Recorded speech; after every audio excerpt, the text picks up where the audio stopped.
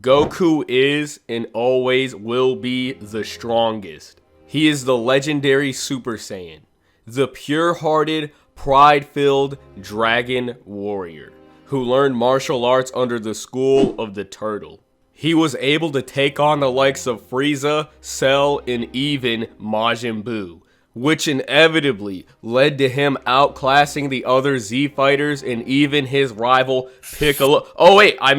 Vegeta. And there's a very simple reason for all of this as well. Yep, you guessed it right, it's because he's an alien and has plot armor. Super Saiyan ass pulls go a long way. After all, Dragon Ball is a generic battle shonen. We can all agree on that, right? Well, I'm gonna be real with you, for one, I do not agree with these claims at all. Because there's definitely more to this series than what people actually give it credit for. And I don't really blame them, because Dragon Ball's themes and character arcs are very subtle and are easy to miss. In other words, it's hard to really understand what exactly the series is trying to say and what Goku does as a character. Despite what some of you may believe, Goku brings something to the table that still makes him stand out compared to his other peers, and that would be his pride as a martial artist. Because it is through this pride that regardless of his Saiyan origins, he is a lot more human than you'd initially think. The journey that Kami sends Goku on is unlike anything you've ever seen before. When we first begin reading Dragon Ball, we have no idea on what exactly Goku is, outside of the fact that he's a monkey boy, no different than the other anthropomorphic Earthlings that exist in the series. Until our reality is soon crumbled by the shocking plot twist that not only broadens the scope of the entirety of the series, but surprisingly adds more layers to Goku's character than you'd ever imagine. And this plot twist is a discovery of his alien origins. But despite that, despite not being an Earthling, or despite not being human, he's the best Earthling you'd ever meet. Nurture over nature, me boy. Goku's not just an Earthling. He's the best dang Earthling I know. In Dragon Ball, there's a constant theme of humans being evil because that is human nature. With Goku's sacrifice, the Earth has escaped disaster and its people can live again in peace. Unfortunately, because of human nature, the peace will perish by new criminals. Earth is a still developing planet, ruled by a weak and immature race. I checked the data on the planet, and these Earthlings seem like extremely sinister people. Humanity is on the decline, because nobody is pure of heart anymore. This is Kintone, and I give it to you. How do you eat it? You don't eat a magical cloud, you ride it, boy. It'll take you wherever you desire. Wow! You mean it'll really fly me? That's the ticket, boy. But, unless you're pure of heart, it'll never even let you on. This cloud's got standards. Here, watch this. My hip! Lad, have you been riding on a magic cloud? Kintone? Uh-huh. How do you know about Kintone, Gramps? Oh, when I was a boy, there were a whole lot of them zipping around. Why, there were indeed, but only those with the purest of hearts could ride them, so naturally, you don't see many around these days. If you can ride a Kintone, then you truly are amazing. There used to be a bunch of Kintones around, but as time progressed, humans began to become more selfish, forgetting what it means to train hard and enjoy life. Earthlings, humans, were forgetting the value of life. I created the Dragon Balls to lend courage and hope to those who struggle upon Earth, but everyone used them for their own greed. Instead of living our lives as courageously, uniquely, and energetically as we wish, we chose to live as demons, making decisions out of our own greed. And with those intentions, it's only natural that we created the monster known as Demon King Piccolo. Piccolo was once a part of our god. He was born from Kami being tainted by the evil influence of Earthlings. Piccolo represents the evil that is humanity, what we believe humanity's true nature is. And he parallels Goku in this aspect, because Goku represents the good, innocent nature that exists in humanity. Piccolo and Goku are the exact same. They are two sides of the same coin. Both were aliens influenced by human nature, but one was influenced by the good of humans and the other by the evil. Namekians are peaceful by nature, but despite this, Piccolo became the great Demon King. Saiyans are the exact opposite, a warrior race that sends babies to exterminate planets.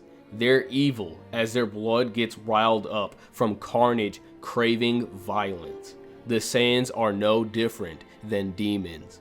So, those are the Saiyans, huh? Man, I can feel the chi. Like a demonic aura. Goku, despite having demon origins from his Saiyan heritage, and despite landing on a planet whose inhabitants closely resemble demons. After all, it was the influence of humans that gave birth to the Demon King. Despite all of the cards being stacked against Goku, he was able to fight against the odds thanks to the compassion of one man, one human, Grandpa Gohan. Through the kind acts of one human being, he saved Goku from becoming a demon like Piccolo. To think one man's simple act of kindness could go such a long way. In a greed-filled world where humans no longer value life, he was able to turn what could have been the Earth's biggest threat into a hero. And not just any hero, one that redefines what it means to be a human. Rather than following his Saiyan heritage, Goku chooses to fight as an Earthling, ultimately leaning towards his human side, or his human heritage. Mr. Popo, do you still have my gi? Popo kept it. I'm sure my mom will make you a new set of armor. That's okay. I like this one. I want to fight as an Earthling. And it is through Goku's human nature that eventually even God began to have faith in humanity again. Truth be told, I was considering just leaving Shenlong as he is. I created the Dragon Balls to lend courage and hope to those who struggle upon Earth, but everyone used them for their own greed. You, however, are different. It's taken a great deal of thought, but as long as there exists even a few fellows like you, I believe the Dragon Ball should exist. There are reasons why neither I nor Mr. Popo can fight him. You're the only one who can defeat him and bring about true peace. Do you understand? I understand. You must do this. I will. I promise I will. It can't be helped. This is a seed I sowed myself. I must take responsibility. Since no god is given the power to destroy himself, I've been waiting a long time for a fellow like him to appear. The youth, Son Goku. Somehow, I believe he will find a way. Through Goku's valor, courage, and pure-hearted nature. So how long did it take the turtle guy to take the flask from you? No way! 3 minutes? No, 3 years. 3 years? But he's the best fighter I ever knew! So how many years do you suppose it will take you? You gotta be joking. I can't wait that long. Through Goku's honesty, he was able to pass every test that Kami gave him. Why don't we call it a day? I'm sleepy.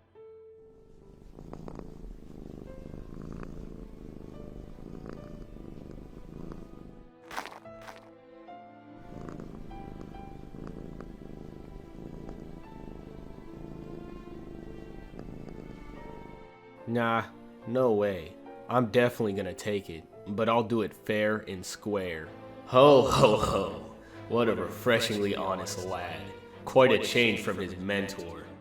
The journey that God and the Dragon Balls sent him on allowed Goku to become a champion. I should have given up on being a god quite some time ago. After all, I was the one who brought the fearsome evil known as Piccolo into this world. What right have I to be a god after this? What right have I to go on living? But you are also the one who made it possible to defeat Piccolo. Without the Dragon Balls you created, Goku never would have become what he is. None of these heroes would have. From just one Dragon Ball, this saga began, and so the world was saved. But it wasn't just Kami's will for Goku to succeed. Through Goku's own powers, he was able to get the strength he needed to pass the test given by Kami. It would not do for any man to begin saying, well, if things get bad, God will fix it. In the end, Earthlings must depend on their own power to find their way through. Even the Dragon Balls make you prove yourself for your one miracle. Now the big question here is, how is Goku strong enough to pass God's test? And the answer to that is, he never forgot what it meant to be a human, an Earthling, a Budo, a warrior from Earth. On the path of Budo, one does not strive for victory over an opponent. One strives to avoid defeat by oneself. To do that, you must train yourselves on the foundation of what you have learned until now. This is exactly what makes Goku stronger than Vegeta. When Goku fights, it's never about beating his opponent. It's about beating himself. This is why Goku chooses not to kill his opponents. Not only to challenge himself, but to give his opponents a chance to beat themselves. This is exactly why he doesn't kill Piccolo and lets him escape. You never learn. Your naivety will be your death. The great demon king shall withdraw, for now. But the day shall come for you to die, and your world to pass into this grasp. Enjoy this life, until I return to take it. Train hard, Piccolo. Get as strong as you can, and I'm gonna try to pass that strength by one full level, so his opponent can come back even stronger, overcoming themselves and offering Goku another challenge, allowing Goku to once again overcome himself as well once they fight again, because Goku has faith in himself and even his opponents, because he believes that they can improve just like him. This is why he lets Vegeta live and escape, because it would ultimately be a waste. Krillin, I have just one request. Please, let the Saiyan go. I know how dangerous he is, but I don't know how to say it. When I saw him about to die, I thought, what a waste. It would be a waste for his opponent to not continue living, learning, and overcoming themselves. And it would also be a waste for Goku to not get a chance to fight them again and continue to move forward, overcoming himself. Goku spares his opponents to teach them what he's learned about the value of life. Overcoming your ego, overcoming yourself, surpassing your own limits, and being the best you that you could possibly be. And this is why he despairs over killing Frieza, because Frieza didn't want to overcome himself. Is this a trick? You gave me energy. You can survive in space, can't you? Then you'd better get away from this planet. Survive, and maybe you'll learn the value of life. And all because you are condescending enough to give me your spare energy. I won't die. I'm the strongest in the universe. You must die by my hands. In this moment, Frieza's ego got the best of him. He could not accept that he was no longer the strongest in the universe and tried to kill Goku despite his weakened state. And this is why Goku despairs, because Frieza didn't want to overcome himself. This is Goku's pride as a martial artist. Son Goku, give up this stubborn insistence on seeing who can win this tournament. If we don't defeat him now, we'll regret it later. I'll regret it more if I give up now. I'm sorry, but you gotta understand, it's the pride of a martial artist. The pride to always overcome oneself and expecting your opponent to do the same. Goku believes his opponent can overcome themselves and eventually overcome the evil that resides inside of their heart. After all, Goku has done the same. And it is through this pride, the pride of a martial artist and not a Saiyan, that he's able to become the champion. Kakarot, you are glorious. This creature is far beyond my power. No one but you can fight him. I think I see, at last, why I could never beat you. I thought it was because you had people to protect. I thought that desire created some unfathomable power in you, but I have the same desire now. I have others to protect, and yet, I still fight to win, to enjoy it, to kill enemies, to puff up my pride. Not you. You've never fought to win. You fight to better yourself, to push your limits. That's why you never killed your enemies. Why? You refused to kill me, as if you knew all along I would learn to have a soul. I should hate you, a Saiyan who loves to fight and is kind.